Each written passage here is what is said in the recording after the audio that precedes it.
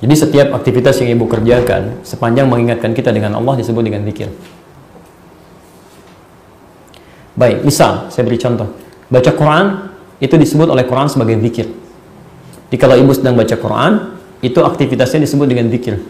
Ya, ditemukan di Quran surah ke-15 ayat 9. Posisi paling kanan di pertengahan. Ya.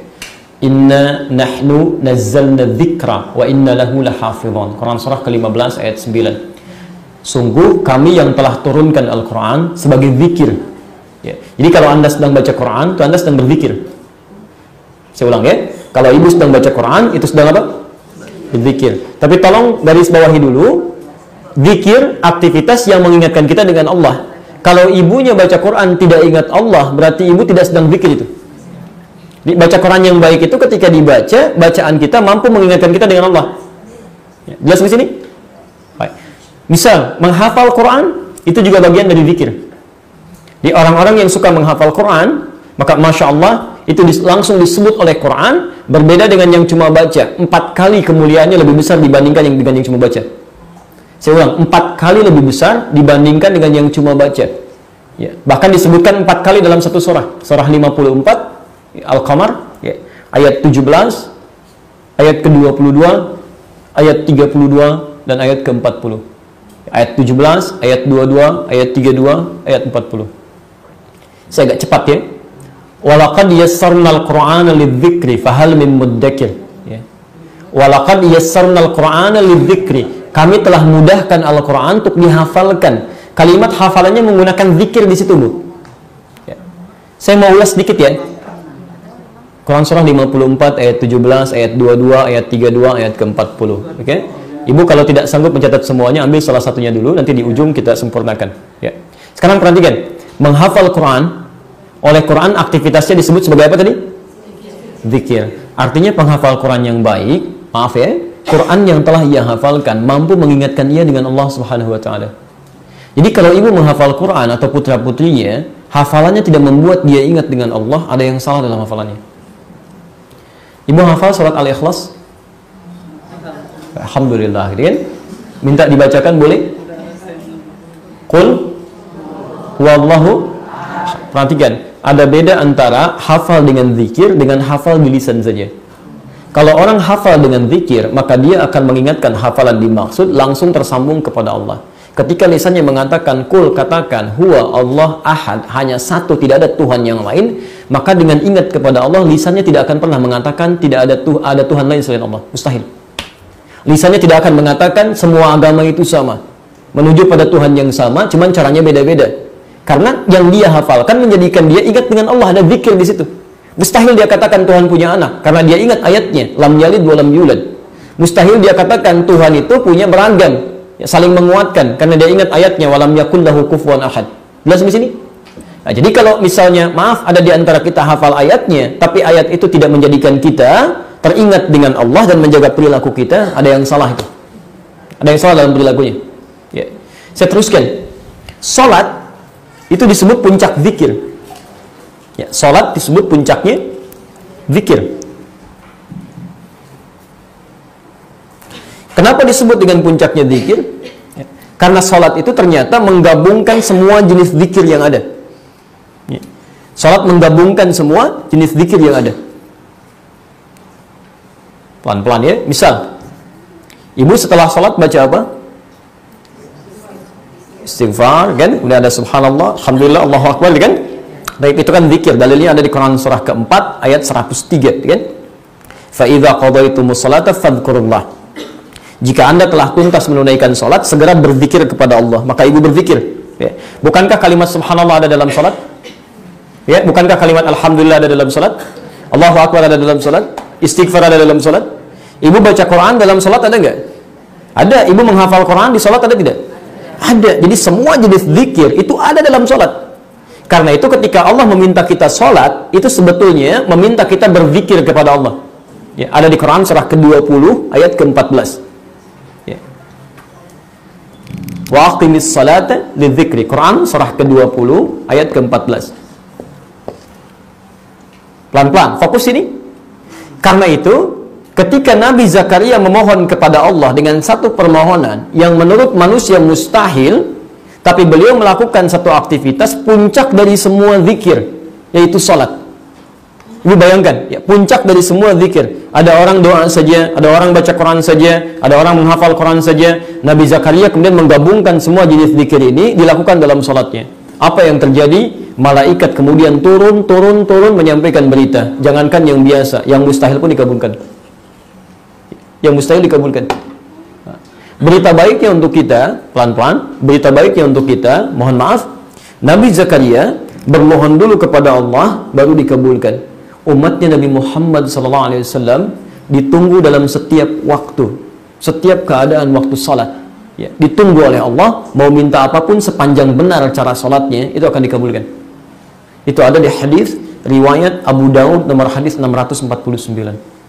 Ya. Idza qala al-'abdu iyyaka na'budu wa iyyaka nasta'in, jika seorang hamba berkata dalam salatnya, ya Allah, lihat kalimatnya, iyyaka na'budu, sekarang hamba ibadah salat hanya untukmu, wa iyyaka nasta'in, dan hamba punya persoalan sekarang, hamba mohonkan hanya kepadamu. Lihat jawabannya. Qala Allah azza wa jalla, Allah berfirman menjawab, hadza baini wa baina 'abdi, ini perjanjian antara aku dengan hambaku, wa li 'abdi ma sa'al, dan untuk hambaku kalau benar ibadahnya, benar salatnya, aku akan kabulkan apapun yang dia minta. Baik, ibu baca iyyaka na'budu wa iyyaka nasta'in, salat dalam keadaan apa? Ruku atau sujud? Berdiri. Ya, bukan ruku, bukan sujud. Ya, berdiri. Nabi Zakaria minta saat berdiri. Kita minta saat berdiri, dan dijanjikan oleh Allah kalau benar ibadahnya, maka dikabulkan. Saya mau tanya, salat apa saja yang dilakukan di rumah? Kalau di masjid jelas malaikat turun. Jelas. Salat apa yang dilakukan di rumah?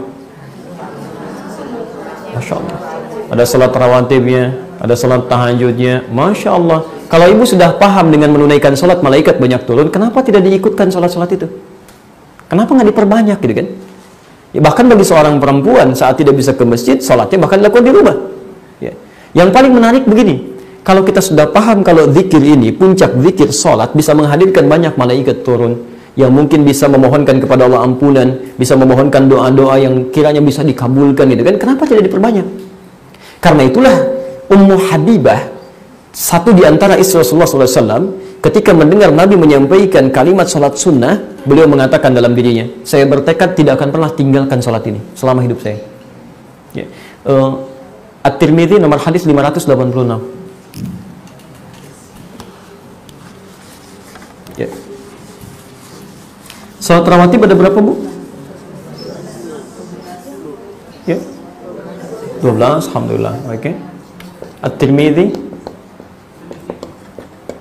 nomor hadis 856. Baik. Bisa juga ditemukan yang sebaliknya 586, 471. Jadi ada beberapa redaksi, 471 ini sampai ke syuruknya, kemudian 586 ini ke jumlah rakaatnya, ini umumnya, kemudian ditafsir lagi di Al-Bukhari nomor hadis 812 dari Ibnu Umar. Baik. Saya sarankan ibu lihat untuk yang ini 586-nya langsung dengan 812-nya supaya lebih mudah. Saya bacakan hadisnya. Man shalla itsnatai asyrata rak'atan, siapa yang menunaikan salat 12 rakaat fi yaumin wa lailatin, yang mengiringi salat malam dan siangnya, salat fardunya. Ya. Pelan-pelan, arba'an qabla dhuhri, 4 rakaat sebelum zuhur.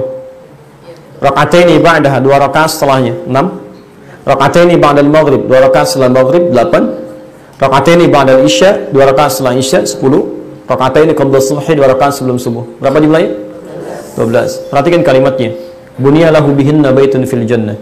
Kata Nabi, maka Allah akan berikan jaminan selama konsisten sampai dia wafat akan dibangunkan satu rumah untuknya di surga.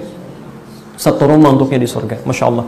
Bukan hanya bisa mempercepat terkabulnya doa, tapi Allah memberikan yang lebih dari situ. Sekarang perhatikan. Kata Ummu Habibah, istrinya Rasulullah SAW, kata beliau, sejak saya mendengar kalimat itu, saya bertekad tidak akan pernah meninggalkannya selama hidup saya. Ya. Ibu bisa nggak bayangkan, istri Nabi, keluarga Nabi, paling dekat dengan Nabi, orang perempuan termulia, di surganya langsung bersama Nabi. Mendengar Nabi mengatakan kalimat salat sunnah, beliau katakan, saya nggak akan tinggalkan seumur hidup saya. Ya. Ada perempuan, bukan di sini ya, bukan istri Nabi, tetangga Nabi juga bukan keponakan Nabi, tidak hidup di zaman Nabi, surga belum jelas, amalan berantakan, hisab menegangkan gitu kan. Baik, Jangankan sholat sunnahnya, diberikan sholat fardu masih terlambat juga. Dan Anda menginginkan doa dijawab, malaikat turun, kemudian berbagai hal dalam kehidupan. Baik. Ada yang sudah punya rumah di surga? Malaikat. Kalau Anda tahu belum ada rumahnya, kenapa nggak dibangun lagi sekarang? Bahannya kan dikasih. Kalau ibu nggak dapat tadi 2 rakaat sebelum subuh, berarti ibu masih punya 10 rakaat setelahnya. Kalau ibu nggak kumpulkan dari haji ini, mohon maaf, barangkali bahan rumahnya nggak ada itu. Ya Allah sudah kasih, kenapa nggak dibangun? Mumpung masih ada bu waktunya. Kalau sudah nggak ada susah nanti. Ya. Ibu dapat 8 ya lumayan lah ya. Mungkin gentengnya belum ada kan, tapi lumayan gitu. Ya. Oke. Jelas sampai sini? Jadi poinnya saya persingkat sampai sini.